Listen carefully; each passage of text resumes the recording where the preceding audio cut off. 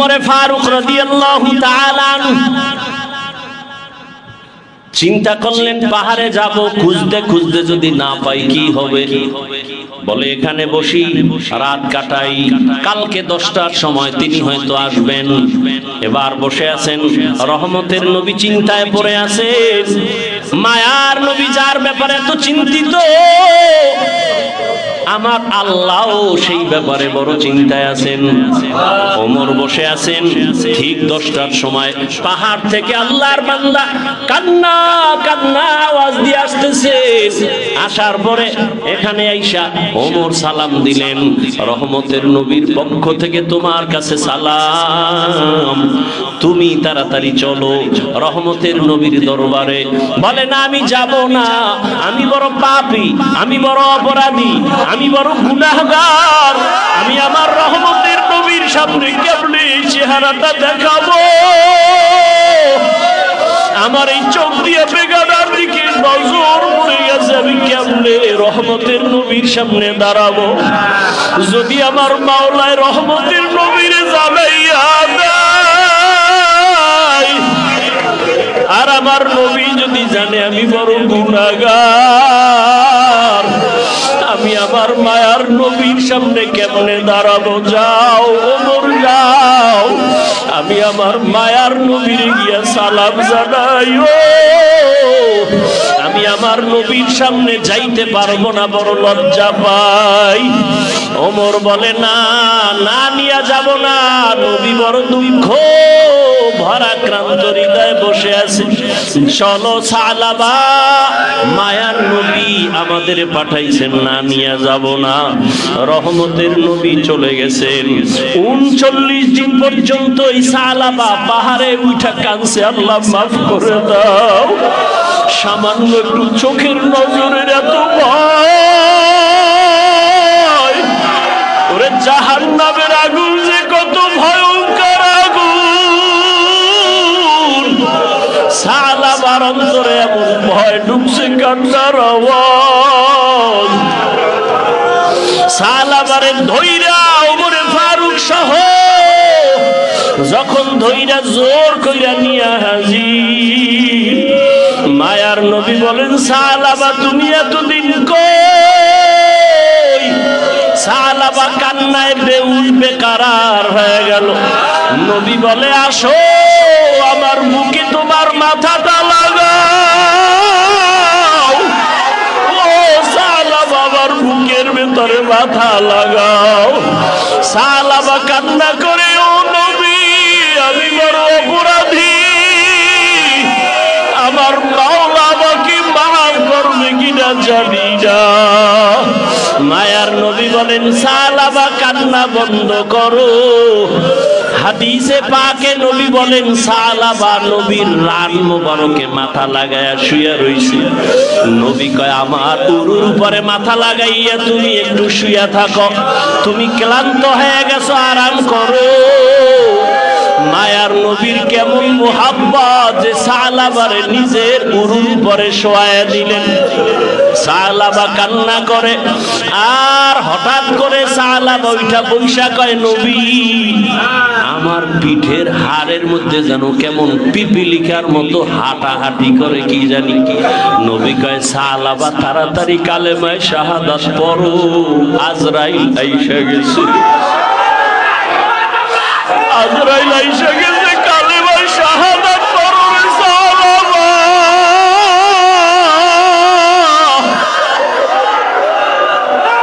আজরাইল তোমার জান কবজের জন্য হাজির।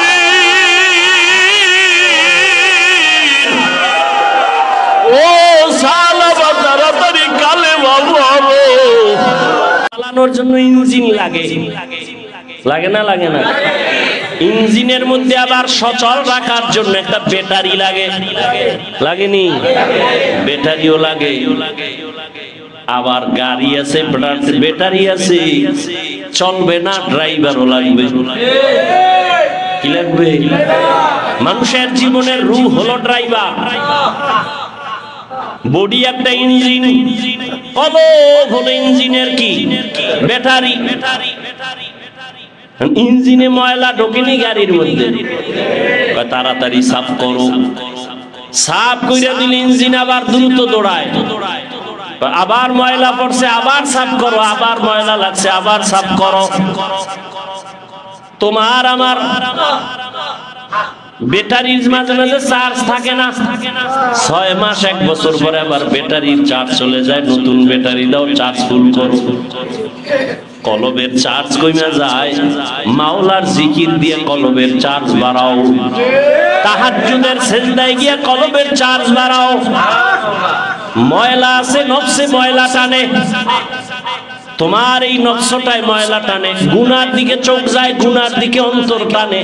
কয় পরিবর্তন করো, গ্যারেজে নিয়ে যায় গাড়ি, সুন্দর কইরা আবার পরিষ্কার কইরা যখন দেয় 2-3 মাস চলে, কোনো টেনশন নাই।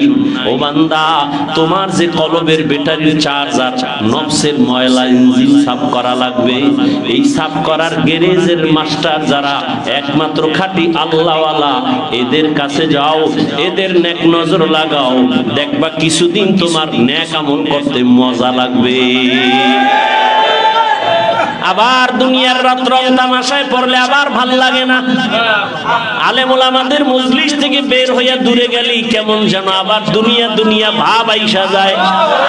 এখন যেমন মনের ভাব, বাইরে গেলে এটা থাকবে।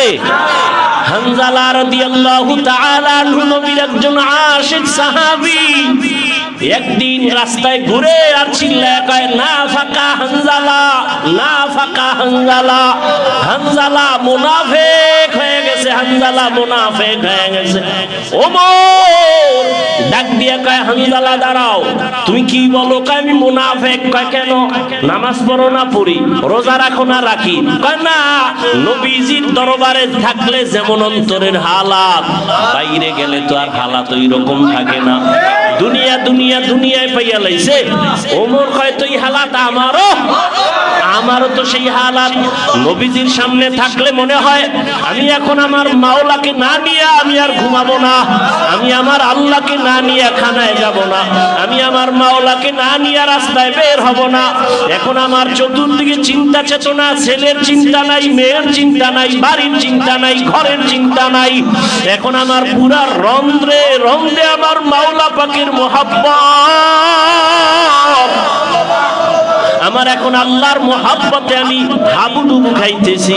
আমার আল্লাহকে আমি কেমনে পাই, কেমনে পাই, কেমনে পাই? আমার কণ্ঠ এত সুন্দর, যিনি দিছেন সে মাওলা না জানি কত সুন্দর। আমার চেহারাটা এত সুন্দর, যে আল্লাহ বানাইছেন সে আল্লাহ কত সুন্দর। আমার মাওলা আসমান এত সুন্দর করে বানাইছেন, যে আল্লাহ বানাইছেন তিনি কতই না সুন্দর। আমার মাওলা আমার দিয়ে কথা বলাইতেছেন, এত সুন্দর কথা, যিনি বলাইতেছেন তিনি কত সুন্দর। কিন্তু নবীর দরবার থেকে বের হয়ে গেলে মনের হালাত অন্যরকম হয়ে যায়। তখন আবার ছেলের চিন্তা ঢুকে যায়, মেয়ের চিন্তা ঢুকে যায়। হানজালার সাথে মিলায় কয়, ওমর আমার হালাত তো এক। কিছুক্ষণ পরে সামনে আবু বকর, কিও আপনাদের হালাত কি? বলে আমরা তো মুনাফিক হয়ে গেছি। আবু বকর বলে কেন? বলে এই হালাত, নবীর সামনে থাকলে একরকম, বাইরে গেলে আর এক রকম। আবু বকর বলে এই হালাত তো আমারও হয়ে যায়। সবাই নবীর কাছে গিয়া কয়, ইয়া রাসূলুল্লাহ, হানজালা চিল্লায় বলে না ফাকা হানজালা, মুনাফিক হয়ে গেছে হানজালা। নবী বলেন, মনে আসে কি হালাত? আমার এখান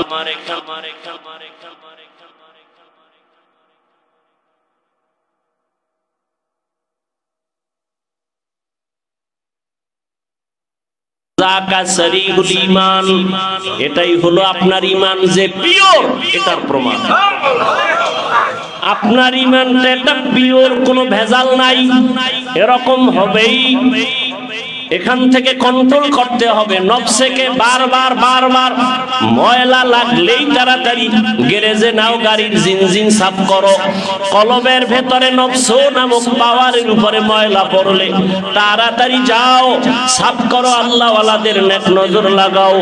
যতবার ময়লা পড়বে ততবার তুমি সাফ করো।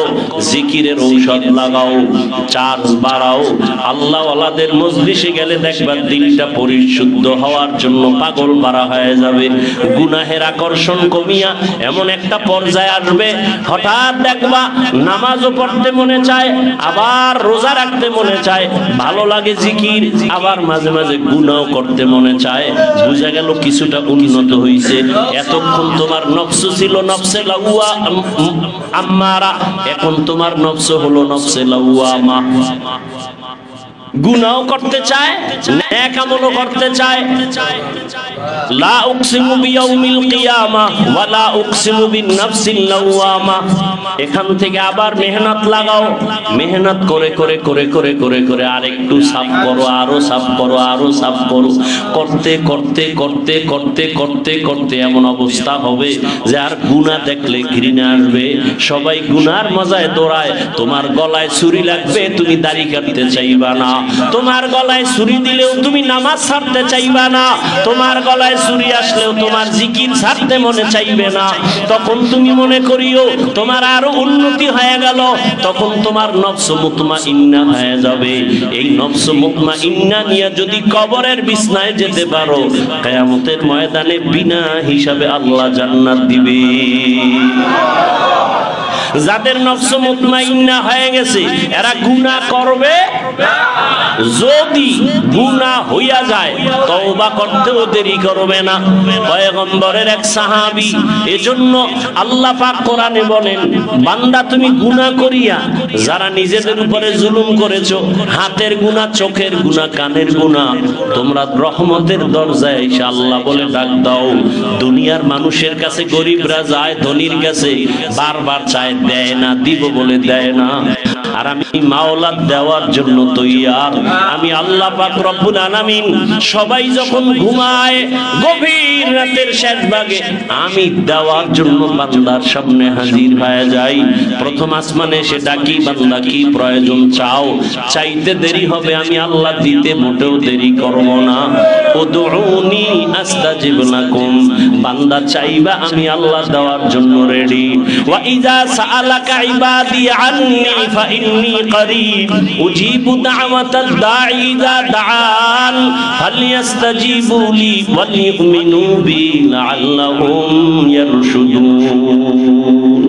আরে আল্লাহর বান্দারা, আল্লাহ পাক রব্বুল আলামিন বলেন আমার কাছে চাও, না চাইলে আমি বেজার। এজন্য যারা চাইছেন তারা আল্লাহর থেকে সব পাইছেন। তবে চাওয়ার সময় মতো চাইতে হইব। কোন সময়? কোন সময়?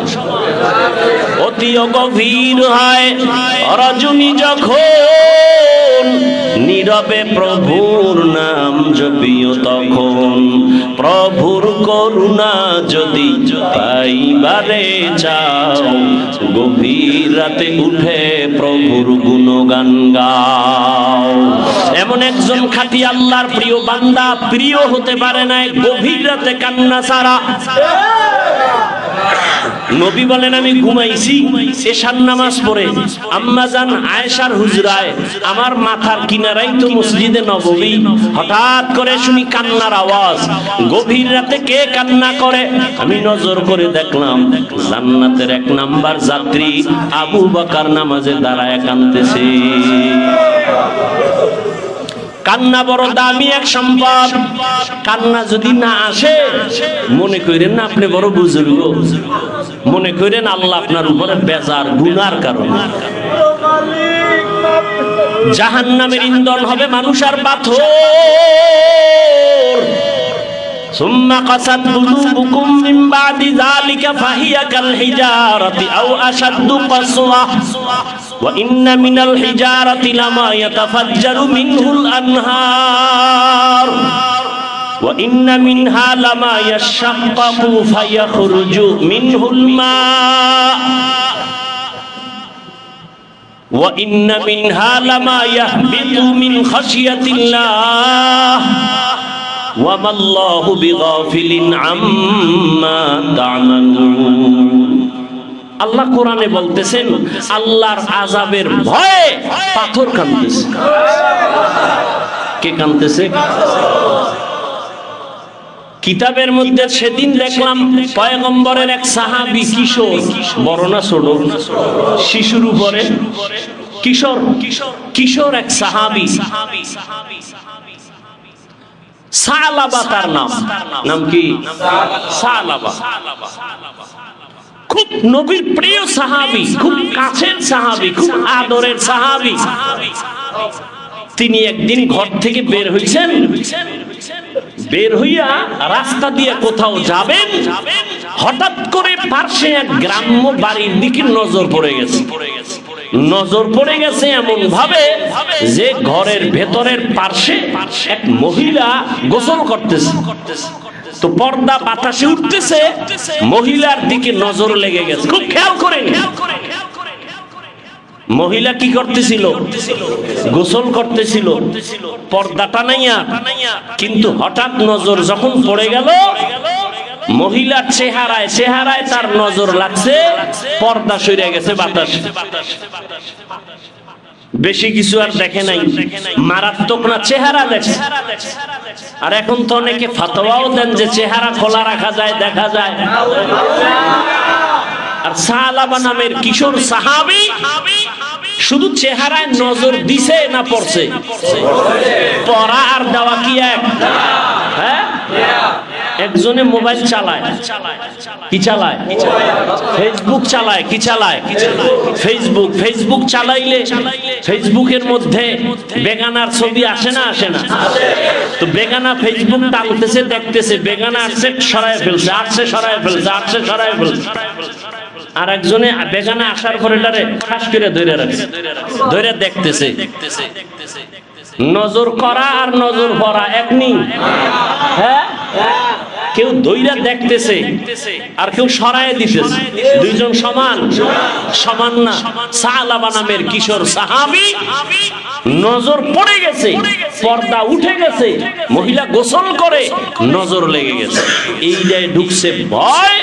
নবীর এত কাছের প্রিয় সাহাবী সালাবা চিন্তায় বিভোর, আমি রসুলের কাছে হাজির হব কেমনে? যদি আল্লাহ জানায় দেয় আয়াত নাজিল কইরা, এই মুহাম্মদ তুমি যেই কিশোরকে কলিজা দিয়া ভালোবাসো, সে তো চোখের জিনা কইরা ফেলাইছে। কিসের জিনা? হারকে দারাত খৌফে হক দর দিল মাকাম জান্নাতুল মাকওয়া দেহদুরা মাকাম। ও ভাই, বয়ান কি আমরা নিজের থেকে বানাবার কোনো রাস্তা আছে? সব তো নবী কইরা গেছেন, সাহাবায়ে কেরাম দেখায়া গেছেন, যেগুলো সারা জিন্দেগি কানলেও শেষ হবে না। নূহ নবী জীবন দিয়েছেন কানতে কানতে, আপনি কানলেও কি হবে, না কানলেও কি হবে? পয়গম্বর সারা জিন্দেগি কষ্টে কাটাইছেন, সারা জীবন কষ্ট করেছেন। রহমতের নবী, মা নাই, বাবা নাই, দুশ্মন চারপাশে, খানা দেয় না, পানি দেয় না। নবী গাছের পাতা ছিঁড়ে ছিঁড়ে চাবায় আর পেটের ক্ষুধা নিবারণ করে, পেটে পাথর বাঁধে, এরপরে মাজা সোজা করে, না হয় মাজা সোজা হয় না, ক্ষুধার তৃষ্ণায় সব তো করে গেছেন। এর হাজার হাজার কোটি ভাগের এক ভাগ কষ্ট দুনিয়ার বর্তমান কোন মুমিন করে না। তো সাহাবায়ে কেরাম যে নমুনা রেখে গেছেন, এখানে আলাদা চিন্তার কি আছে? যেই পরিমাণ কাঁদছেন সাহাবায়ে কেরাম, হাজার কোটি ভাগের এক ভাগ কান্না নাই। সেই বয়ানগুলো তো সাহাবাদের নমুনাই সামনে আমাদের। এ নিয়ে গবেষণা, বিরূপ চিন্তা করার কি আছে? যে বেশি কান্দা লাগবে না, এটা কি কোনো হিসাবের ঔরাস ও কি বলে পৈতৃক সম্পত্তি নাকি? এটা সাহাবায়ে কেরামের নমুনা। আর সাহাবায়ে কেরাম তো এমন যাদের ঈমানের সাথে ঈমান ঠিক না হইলে জান্নাত পাবে না। সাহাবায়ে কেরাম এত দামি যে তাদের ঈমান মুমিনের ঈমান, তাদের ঈমান হলো মুমিনের ঈমানের মাপকাঠি। কথা ঠিক না? তাহলে সামান্য চোখের জিনা নজর দিছে না পড়েছে? ইচ্ছায় না অনিচ্ছায়? হাদিস শরীফে নবী বলেন, অনিচ্ছায় নজর পড়ে গেছে, ফিরায় নিছো, গুনাহ হবে না। কিন্তু সালাবা ভয় পেয়ে গেছে। রহমতের নবীর কাছে যদি জিবরাইল আসে আয়াত নিয়া, তাহলে আমার উপায় কি? আমি লজ্জায় কেমনে মুখ দেখাবো? এত ভয় ঢুকছে, এবার কাঁদতেছে, নিয়ত করছে আর নবীর দরবারে যাবেন। লজ্জায় কিভাবে রিসালাতের দরবারে রিসালাতে কেমনে মুখ দেখাবে এই ভয়ে কান্না শুরু।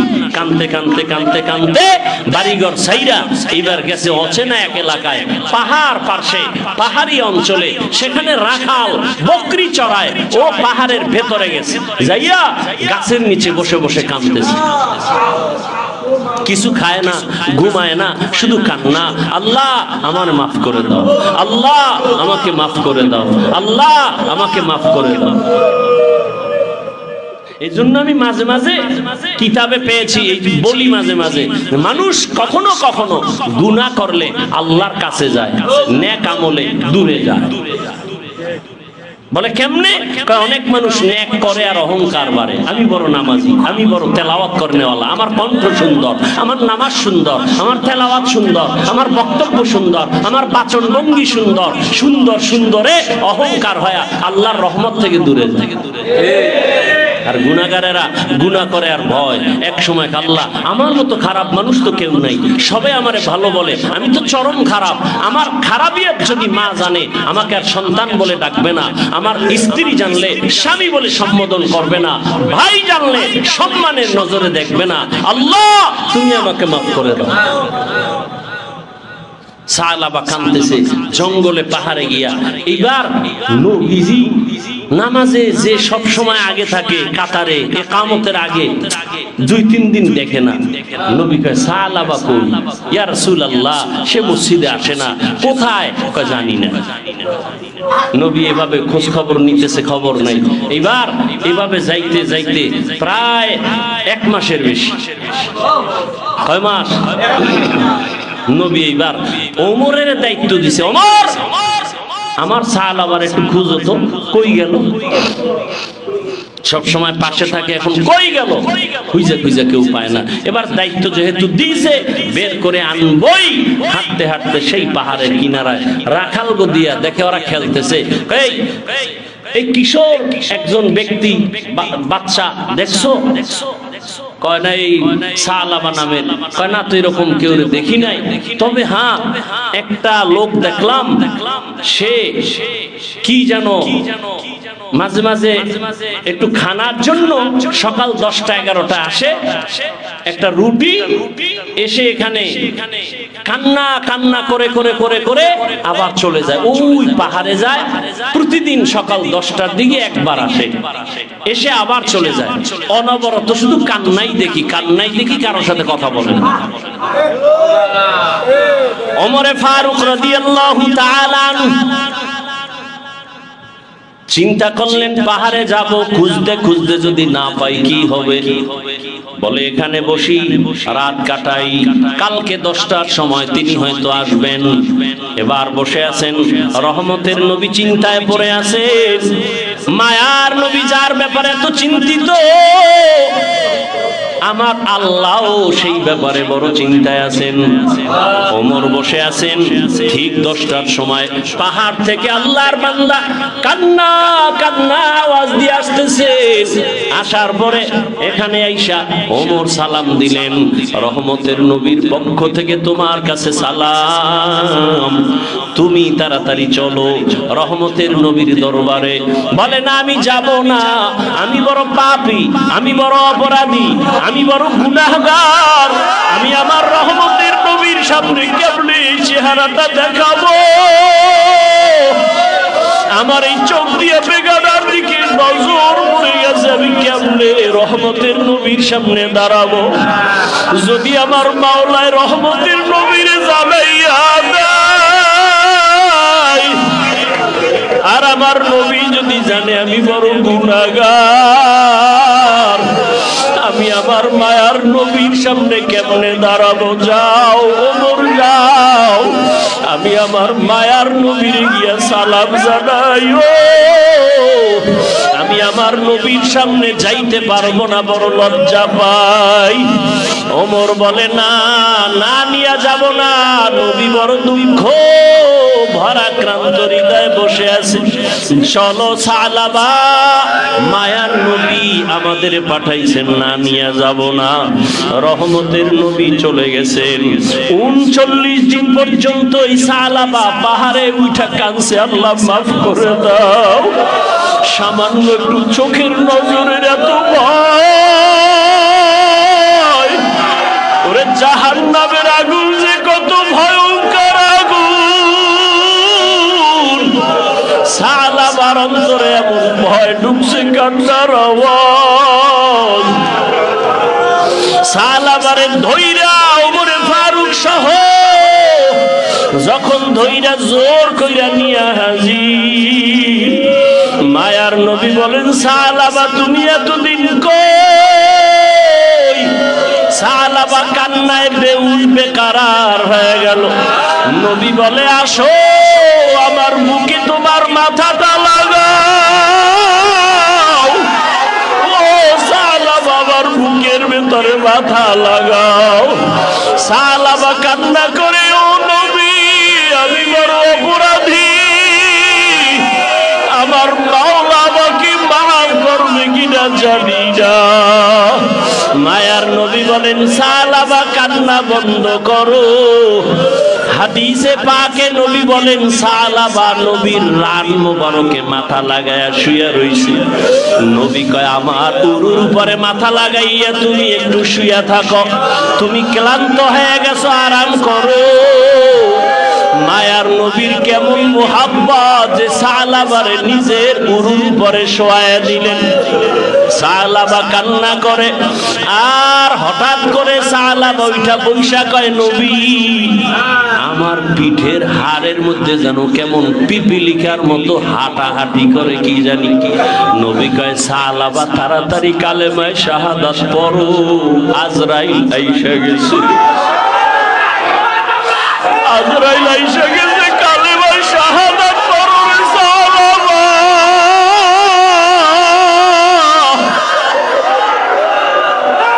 আজরাইল তোমার জান কবজের জন্য হাজির।